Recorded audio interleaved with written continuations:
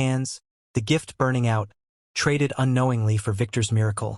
And Victor offered millions, hospitals, lawyers, anything, but Elijah only asked one question: did he walk? And when Victor said yes, Elijah smiled and said, then it was worth it. And America didn't know what to do with that, because gratitude without bitterness breaks algorithms. But the twists kept coming, because Elijah's paralysis began to recede slowly, not through his gift, which was gone, but through something else. Hope amplified by community. As donations poured in not because of pity but because people were ashamed they laughed, ashamed they ignored, ashamed they needed a rich man to validate a poor one, and Elijah became a symbol, not a saint, not a spectacle but a mirror. And Victor funded shelters, clinics, and research, refusing to put his name on buildings, and when asked why, he said, because the miracle wasn't me. And years later, when Elijah walked unassisted onto a small stage in Detroit, not to preach, not to heal, but to tell a story about laughter and leftovers and what happens when power finally listens. The crowd didn't laugh. They stood, and the final twist came quietly, when a little black boy in the audience tugged Elijah's sleeve afterward and whispered that he thought he could heal people too, and Elijah knelt, looked him in the eyes, and said the words that closed the circle. Then don't wait for permission, and don't ever trade your gift for laughter.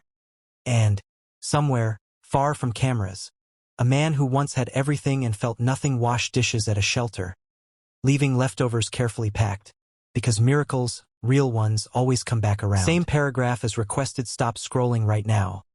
This story will change how you see kindness, power, and destiny in America. Before it's over, you'll understand why one laugh nearly erased a miracle.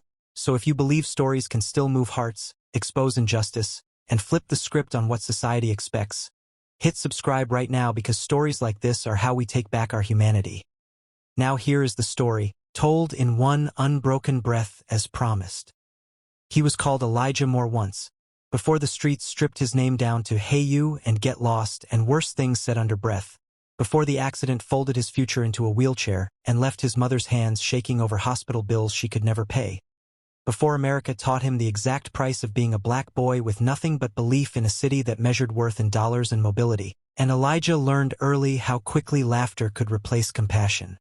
Because the first twist of his life came on a rain-soaked afternoon when he was 9, kneeling beside a man who'd collapsed near a bus stop, whispering prayers his grandmother taught him. And the man rose gasping like life had been returned, and instead of gratitude the crowd laughed, calling it coincidence, calling Elijah foolish, calling faith a child's trick. And that laughter would echo years later when Elijah himself lay twisted metal and glass after a hit-and-run driver vanished into the night, leaving him paralyzed from the waist down, his basketball dreams shattered, his scholarship evaporated, his mother gone within a year from stress and untreated illness, leaving Elijah alone in a country that loved miracle stories but hated miracle messengers who didn't fit the image. And so Elijah learned to survive by invisibility, sleeping in shelters, trading his gift. Yes, the gift he never lost, the one he barely understood, for leftovers, because healing took something out of him, a draining, that left him dizzy and weak, and food was the only currency he asked, not money, not praise, just enough to keep going. And people laughed again when he said it out loud, because who believes a homeless black boy in a wheelchair can heal anything? And yet quietly, one by one, the people who didn't laugh walked away changed, a limp gone, a migraine lifted, a child's fever broken, and still the world didn't notice, because miracles without marketing don't trend. Until another twist arrived in the form of a man named Victor Hale, a white self-made millionaire paralyzed from the neck down after a yacht accident, living in a glass mansion overlooking the Pacific, surrounded by doctors, machines, and the suffocating silence of money that couldn't buy sensation. And Victor heard of Elijah through a nurse whose sister had been healed in a shelter bathroom, and Victor laughed too, a bitter laugh forged by disappointment, but desperation overruled pride. And he ordered Elijah brought to him. Not invited, brought, security escorting the wheelchair like contraband.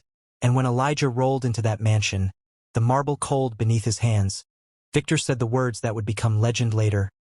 "I'll pay you anything if you heal me." And Elijah answered softly, "I'll heal you for leftovers." And the room erupted in laughter from doctors, assistants, and Victor himself, who waved a hand and said, "Fine, heal me for scraps, kid."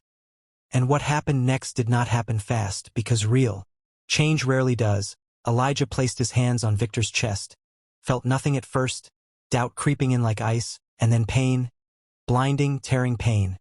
As if every injustice he'd swallowed was trying to escape through his bones, and he collapsed, and the doctors rushed him away while Victor remained unchanged, and the laughter returned louder than ever, and Elijah was thrown out with a plastic container of food like a joke's punchline, and that should have been the end, except twists don't ask permission, because that night Victor twitched a finger, just one, and by morning he could move his hand, and by the third day he could sit upright, and by the seventh he stood, shaking, crying, screaming Elijah's name, and the same media that ignored Elijah for years descended on Victor's mansion like vultures. Cameras rolling, headlines screaming "Miracle Millionaire walks again," and Elijah's face was nowhere to be seen, erased again, until Victor, racked with guilt, told the truth on live television, describing the boy in the wheelchair who asked for leftovers, and America froze, because the story didn't fit the narrative of lone genius or cutting-edge tech. It exposed something uglier, something older, and when reporters found Elijah, they found him unconscious in a shelter, drained nearly to death, because healing Victor had cost more than Elijah knew, and that was the next twist, because Elijah didn't wake up for 3 days, and when he did, he couldn't move his